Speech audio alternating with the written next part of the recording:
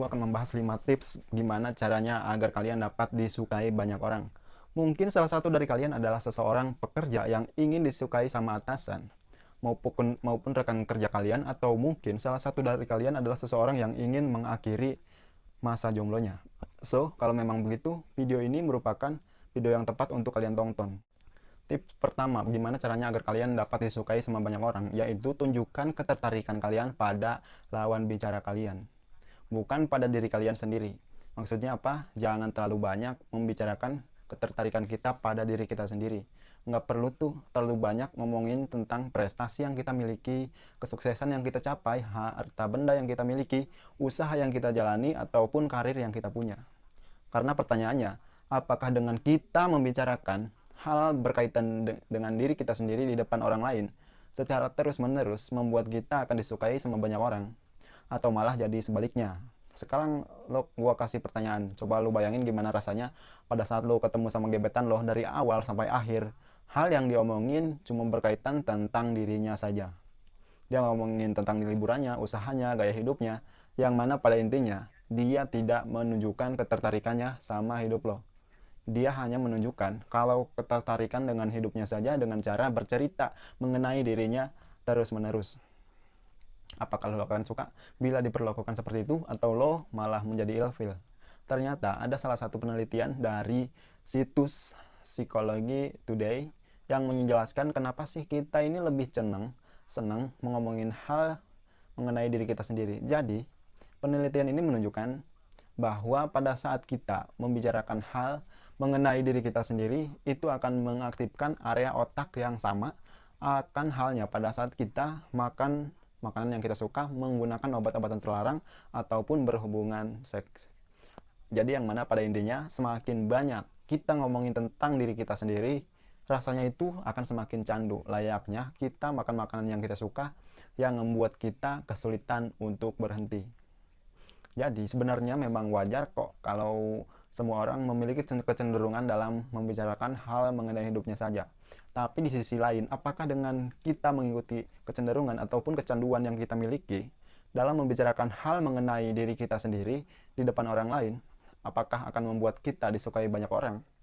Jawabannya jelas, tentu tidak. Menurut Delta Nigi, kita tuh sebenarnya bisa mendapatkan lebih banyak teman hanya dalam waktu 2 bulan aja. Jika kita menunjukkan ketertarikan kita terhadap hidup orang lain, dibanding dalam 2 tahun, hal yang kita lakuin yaitu mencoba untuk membuat orang lain tertarik sama hidup kita, yang mana pada akhirnya kita hanya akan punya sedikit teman. So, pada intinya, kalau lo mau disukai sama banyak orang, berhentilah ngomongin tentang diri lo sendiri dan mulailah menunjukkan ketertarikan lo dengan bertanya mengenai hidup orang.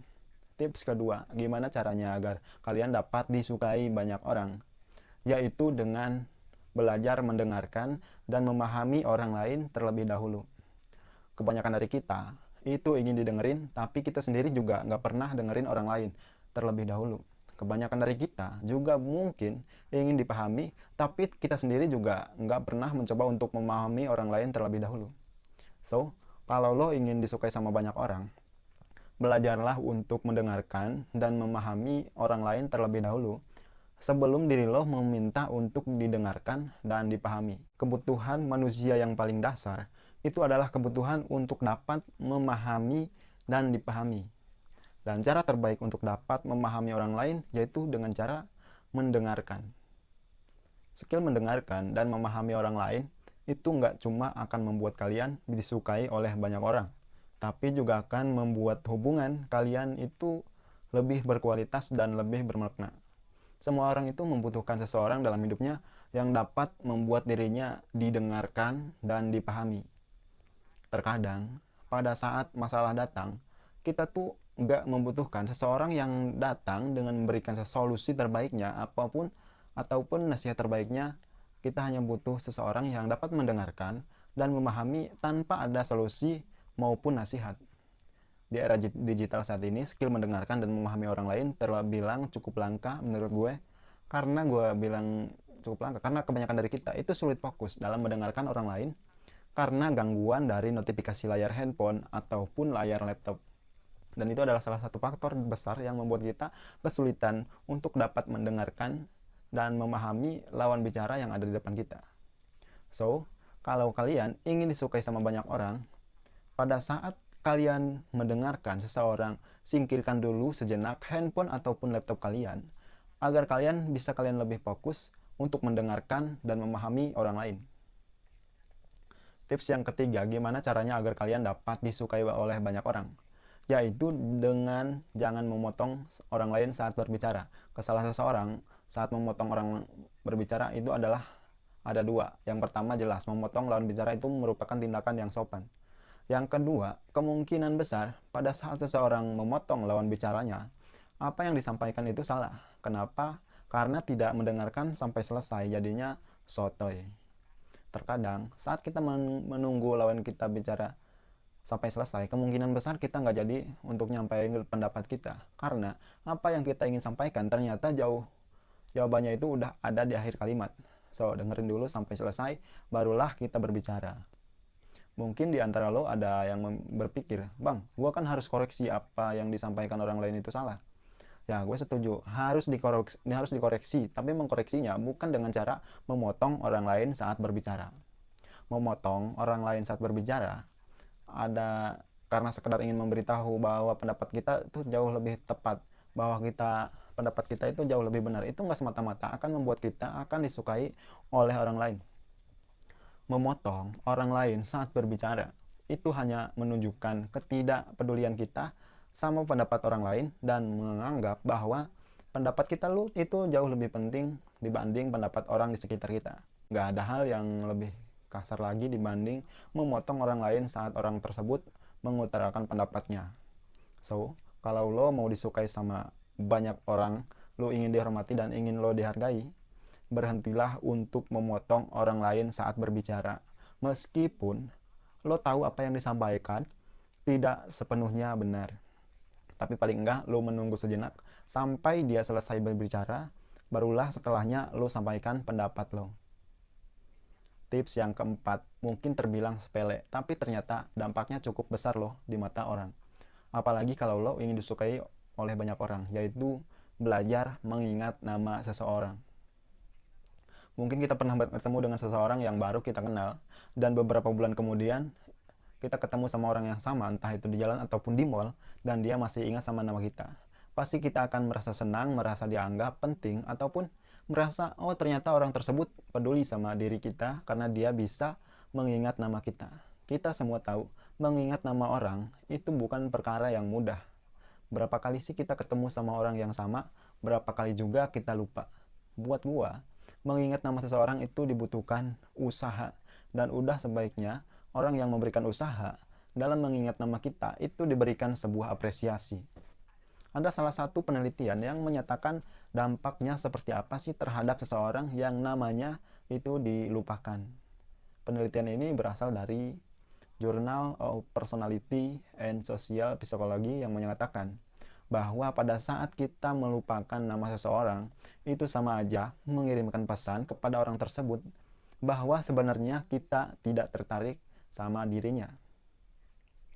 Jadi mungkin dapat dikatakan walaupun kita tertarik sama seseorang, tapi bila mana kita melupakan namanya, orang tersebut akan menganggapnya berbeda. Cuma karena takaran nama yang sebenarnya kita kebetulan aja lupa. Tapi orang lain dapat menganggap bahwa kita tidak tertarik oleh dirinya.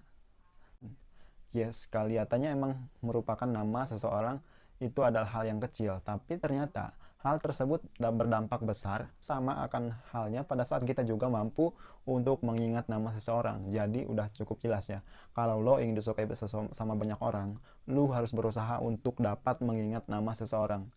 Ya syukur-syukur kalau bisa ingat hal lain selain nama orang tersebut. Karena semakin lo berusaha mengingat hal yang detail tentang diri orang lain, semakin besar kemungkinan lo akan menjadi pribadi yang disukai dan menarik di mata orang lain. Tips yang kelima, gimana caranya agar kalian dapat disukai oleh banyak orang, yaitu dengan cara memberikan pujian. Pertanyaannya, pujian seperti apa yang akan membuat lo disukai sama banyak orang? Apakah memberikan pujian berdasarkan fisiknya? Apakah memberikan pujian berdasarkan backgroundnya? Apakah pujian yang berdasarkan maksud dan tujuan tersembunyi? itu bukan pujian, itu modus.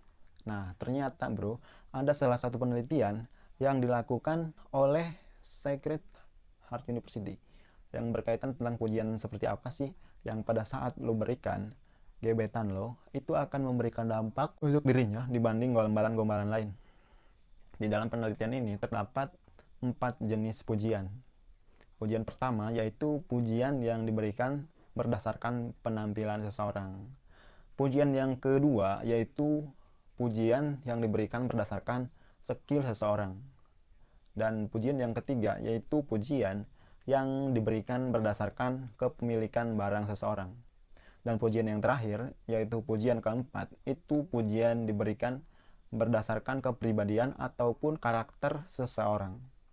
Pertanyaannya, jenis pujian yang paling besar dampaknya terhadap diri seseorang itu pujian yang mana? Yes, pujian yang keempat, yakni pujian yang kalian berikan berdasarkan kepribadian ataupun karakter yang dimiliki seseorang.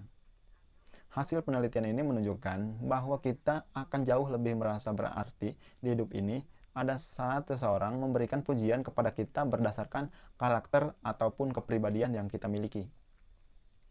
Mungkin pada saat lo suka sama rekan kerja lo bisa memberikan pujian, entah itu mungkin berdasarkan cara dia mengambil keputusan, etika dalam bekerja, ataupun pola pikirnya. Atau mungkin pada saat lo punya temen yang bisa mengertiin lo bisa memberikan pujian karena dia merupakan pendengar yang baik atau mungkin lo ngerasa nyaman ada dekatnya.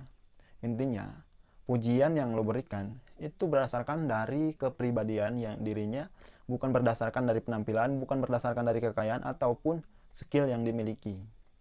So, kalau lo ingin disukai banyak orang, belajarlah untuk dapat mengidentifikasi terkait dengan kelebihan yang dimiliki oleh seseorang dari segi kepribadian ataupun karakternya, dan berikan pujian tersebut secara tulus dan jujur. Terima kasih untuk kalian yang udah nonton.